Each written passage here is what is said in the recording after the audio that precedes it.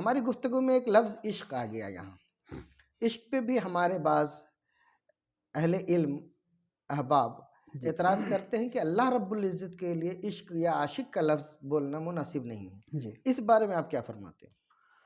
دیکھیے اصل میں یہ پورا منہج علم کی بات ہے. ہمارے یہاں مسلمانوں کے ہاں جو علم کے مناہج ہیں، علماء کے جو مکاتب فکر ہیں، ان میں کئی الگ الگ مکاتب ہیں.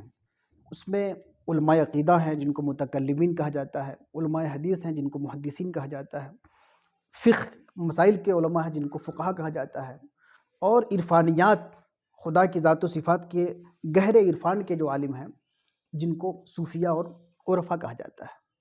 وہ بات جو کہی جاتی ہے یا جو علماء نے کہا ہے کہ اللہ رب العزت کے لیے عشق کا اطلاق یا اس کے لیے عاشق کا اطلاق یا معشوق کا اطلاق نہیں ہونا چاہیے، بلکہ محب کا اطلاق ہونا چاہیے، حبیب کا اطلاق ہونا چاہیے.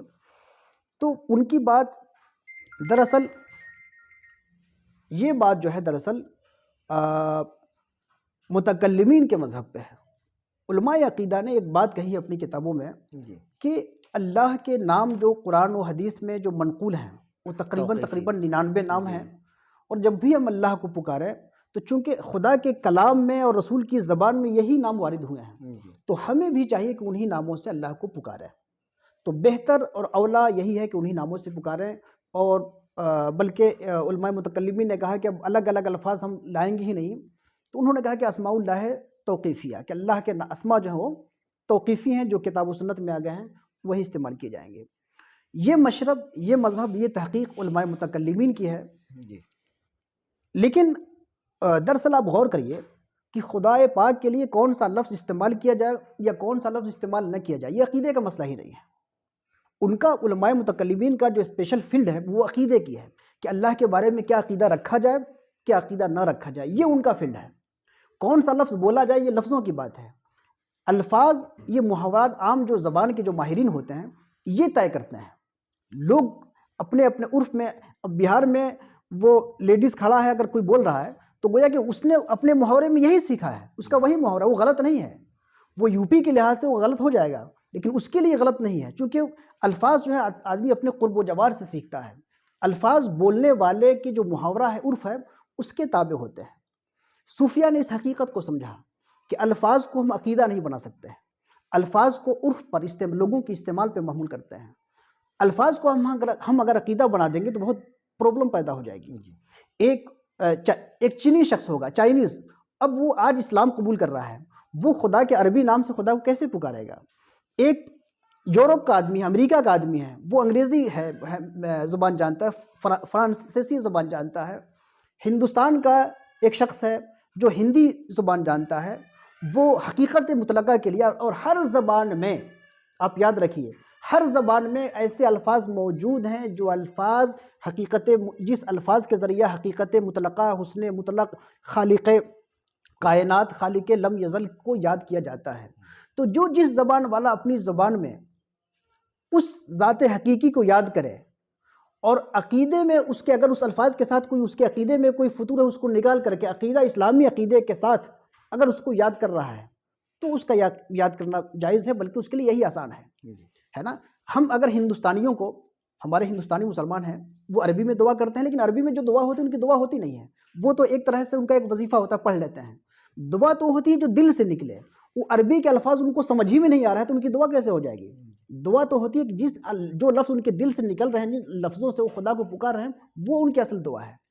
اس لیے ایک ہندوستانی ہوگا اپنی زبان میں خدا کو یاد کرے گا، بنگالی ہوگا اپنی زبان میں خدا کو یاد کرے گا.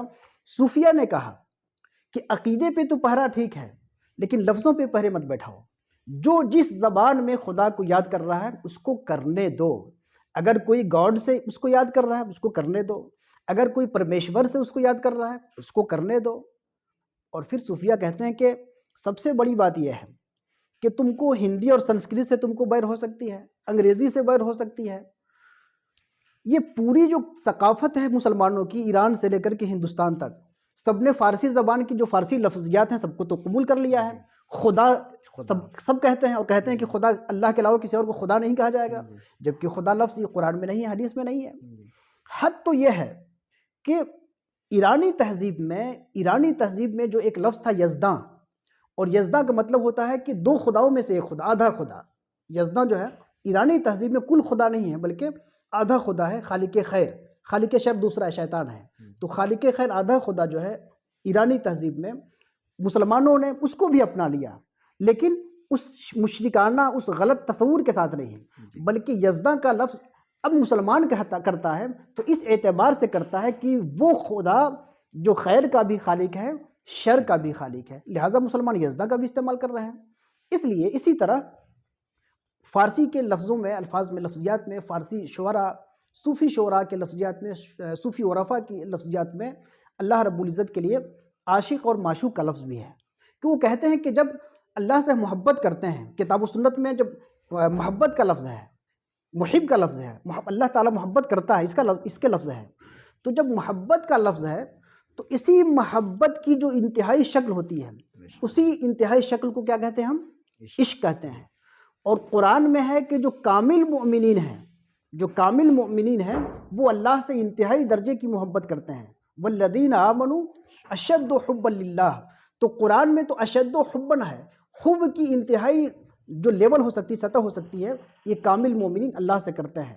اور صوفیہ فرماتے ہیں کہ جو محبت کا جو بالکل ہائی ڈگری ہے، اسی کو تو فارسی اور اردو میں عشق کہا جاتا ہے، لہٰذا جو عربی میں اشد حبا للہ ہے وہی ہماری اردو اور فارسی میں وہی عاشق مولا ہے نا۔ اور جب عاشق مولا ہوا تو اللہ تعالیٰ معشوق ہوا، اور چونکہ اللہ بھی بندوں سے بے انتہا محبت کرتا ہے، اتنی محبت کرتا ہے جتنی بندے اللہ سے محبت نہیں کر سکتے، چونکہ ہم بھی جو بھی محبت کرتے ہیں وہ محبت الہی کا ہی عطا کردہ نعمت ہوتی ہے، اسی کا اثر ہے، اسی کی محبت کا ظہور ہے، اسی نے اپنی محبت کے جو 100 حصے میں سے ایک حصہ ہم کو دیا ہے، اسی سے ہم اس سے محبت کرتے ہیں، تو اصل یہ محبت وہی ہے۔ تو اصل محبت کرنے والا، زیادہ محبت کرنے والا تو میرا رب ہے، ہمارا رب ہے جو ہم سے محبت کرتا ہے، لہٰذا وہ بندوں کا عاشق ہوا، خاص طور پہ اپنے محبوبین اور صالحین کا عاشق ہوا۔ حضرت عاصی غازی پوری شعر کا وہ بہت معروف شعر ہے کہ خدا ہے عاشق زار محمد، محمد ہیں خدا کے عاشق زار، محمد ہیں خدا کے عاشق زار، خدا ہے عاشق زار محمد۔ اس پہ اب ظاہر سی بات ہے جو لوگ صرف علم کلام تک پورے اسلام کو اور اسلامی تعبیرات کو اور مسلمانوں کی زندگی کو صرف کلام تک محدود رکھنا چاہتے ہیں، ان کے لیے تو پرابلم ہے، لیکن جو حدیثی مناہج سے بھی استفادہ کرتے ہیں، صوفیانہ مناہج سے بھی استفادہ کرتے ہیں، ان کے لیے کوئی مسئلہ نہیں ہے، کیونکہ صوفیہ کے اس کا استعمال ہے۔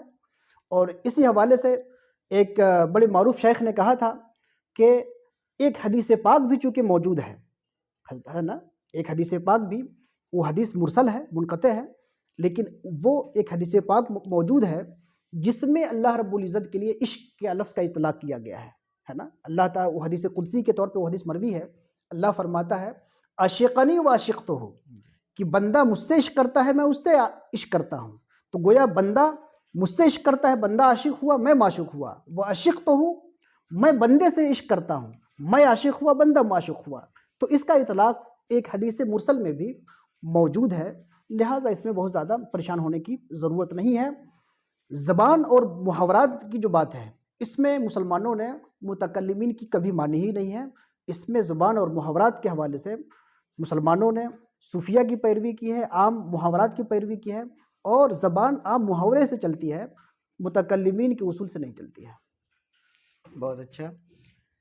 بلا شبہ عشق محبت کی اعلیٰ قسم کا نام ہے، اور عشق جب بھی بولا جاتا ہے تو عشق کا ایک معنی مضموم سا بھی سمجھ میں آتا ہے، لیکن جب ہم اللہ رب العزت کے لیے بولیں گے یا صالحین کے لیے عشق کا لفظ بولیں گے تو اس مضموم معنی کی طرف ہمارا ذہن کیوں جائے گا؟ بلا شبہ جیسے قرآن میں ید اللہ، وجہ اللہ وغیرہ آیا ہے، تو اس کا وہ معنی جو معنی اس کی شان کے مطابق نہیں، وہ معنی ہمارے ذہن میں کیوں آئے؟ بالکل نہیں آنا ہی نہیں چاہیے۔ بالکل نہیں آئے تو عشق جب بھی ہم اللہ کے لیے یا رسول اللہ کے لیے بولیں گے تو اس کا معنی وہی آئے گا جو ان کی شان کے مطابق ہے۔ بے شک۔ اور یہ عشق یا اس طرح کے الفاظ جیسے یزداں اور خدا، تو اس طرح کے الفاظ اللہ رب العزت کے اسماء حسنہ کے علاوہ ہیں اور اسماء توقیفی کے علاوہ ہیں، اور اس طرح کے الفاظ سے ہم اپنے رب کو، اپنے اللہ کو یاد کرتے ہیں، اور سمجھنے والا اس کو سمجھ بھی لیتا ہے۔ بے شک۔ اگرچہ اس کا ہم کو ثواب نہ ملے، ہم اگر اللہ کہیں گے تو ممکن ہے اس کا ہمیں ثواب ملے گا، لفظ کا بھی ثواب ملے گا،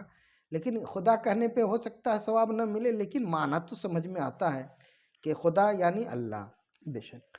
تو وہ معنی، وہ الفاظ جو قرآن حدیث میں آئے تو اس کے بولنے سے، اس کے استعمال کرنے سے ہمیں ثواب بھی ملے گا، اور وہ معنی، وہ الفاظ جو مختلف زبانوں میں لوگ استعمال کرتے تھے، جی لیکن اللہ رب العزت کے صفات کے ساتھ، اسلامی عقائد کے ساتھ، اسلامی نظریات کے ساتھ اگر اسی لفظ سے ہم اللہ کو یاد کریں، جی جیسے کہ گاڈ آپ نے کہا، گاڈ ہے، خدا ہے، یزدہ ہے، اور اب جب ہی ان الفاظ کو ایک مسلمان بولے گا تو وہ وہی بولے گا، وہ اول، آخر، ظاہر، باطن، بے شک جو پہلے تھا، ہے اور رہے گا، کوئی اس کا ہمسر نہیں، وہ یکتا ہے، اس نے چاہا تو یہ دنیا اور یہ کائنات وجود میں آئی۔ تو اس اللہ کے ان صفات اور اسلامی نظریات کے ساتھ اگر ہم خدا کا لفظ، یزدہ کا لفظ اللہ کے لیے بولتے ہیں تو جائز کوئی ہے۔ حرج